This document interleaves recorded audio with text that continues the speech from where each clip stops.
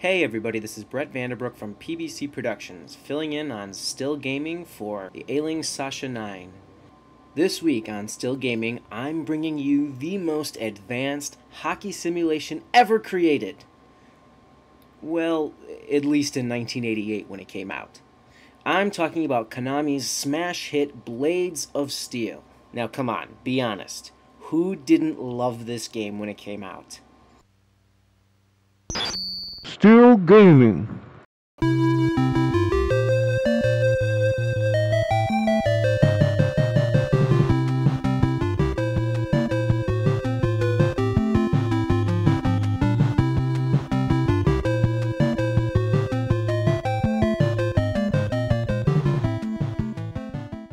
Blades of Steel came out in a time before professional sports leagues had licensed contracts with video game developers.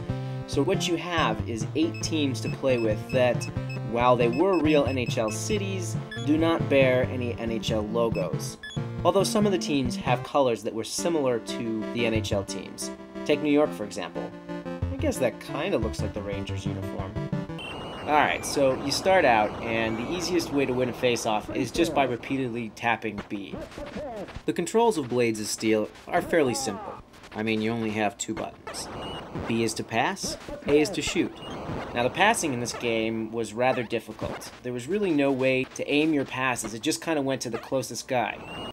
Sometimes the closest guy wasn't your player. Something you have to be careful of is if you're standing in your own end, and your goaltender is the closest player to you, and you hit pass, sometimes it'll go back to him. And if he's not in the right position, sometimes it'll just slide right into the net. Now, unlike later hockey games, there's no way to change up the speed of your shot. You can't do a wrist shot. Everything is a slap shot. Whether you're 2 inches away from the goaltender or all the way on the other side of the ice, everything is a slap shot. One of the more difficult aspects of Blades of Steel was goaltending. Because there was no auto goaltender setting, not only did you have to pay attention to the goaltender, but you had to control the rest of your team at the same time. Which would lead to some sticky situations in and around the net when you're trying to watch the goaltender, but you're also trying to clear out the offenseman that's right in front of the net. That's why they implemented the system of the arrow. The arrow that slides up and down the crease tells you, the goaltender, exactly where the puck is going to go. Your best bet is to control the goaltender, follow the arrow, and just hope there's no rebound. But enough about all this gentlemanly, sportsmanlike conduct. What do you really play Blades of Steel for? That's right, the fights. This, I believe, was the first console hockey game to bring in one of the most important aspects of hockey, and that is the fight. Now, the way to pick fights is by repeatedly running into one of the players. Don't get checked more than twice, because generally on the 3rd time, you're going to fall down. And you're going to scream in pain, and you're going to be embarrassed. Now, when you get into a fight, it brings up a second screen, which is a close-up on the 2 players. You have a life meter made up of those little red dots. The idea is to knock the other guy down by throwing punches. You want to know the totally wild thing about fighting in Blades of Steel?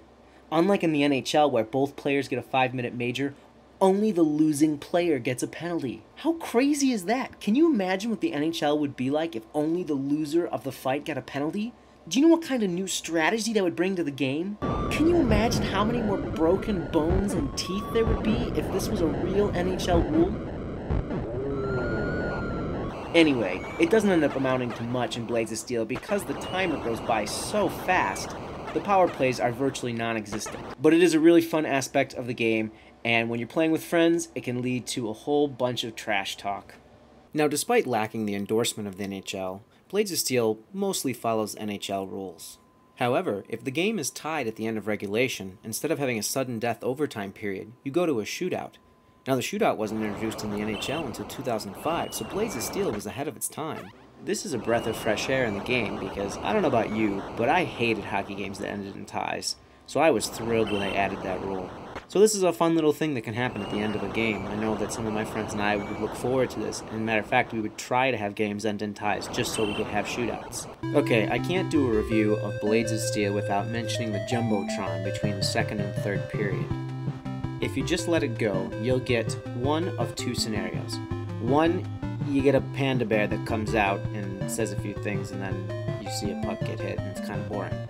The second option is this sort of space shooter game that comes out of nowhere that is totally playable, and you can blow up the ship, and that's about it. But the other thing to note is that right after it, there's a very famous commercial for Contra.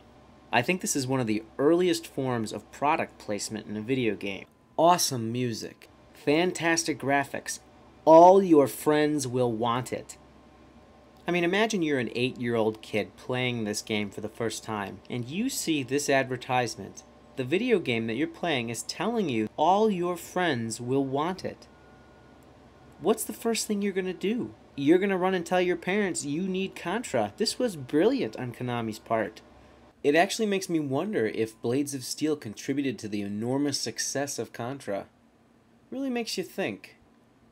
Now when the game is all over and someone has won the game, the losing team skates off while the winning team takes a victory lap and then gets their picture taken. I often wondered when I was a little kid if there was a way to print that picture.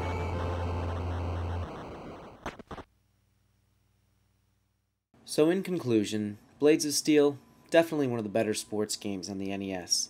It may not have had NHL teams, or NHL logos, or even NHL rules in some cases. But what it did give you was fast-paced, high-scoring, fight-pickin' intense hockey. And that withstands the test of time. This game is still very playable, even almost 20 years later. So all in all, I give this game an 8 out of 10. So thanks for tuning in to Still Gaming Review this week. Send well wishes Sasha9's way, and hopefully he'll get better soon so he can get back to work. And on a personal note, why don't you go get reacquainted with some old systems today? Dig your Atari or your Nintendo out of the attic and play, and remember why the games were good. And look out for the Sabres in the 2007 NHL season. This is Brett Vanderbrook, signing off.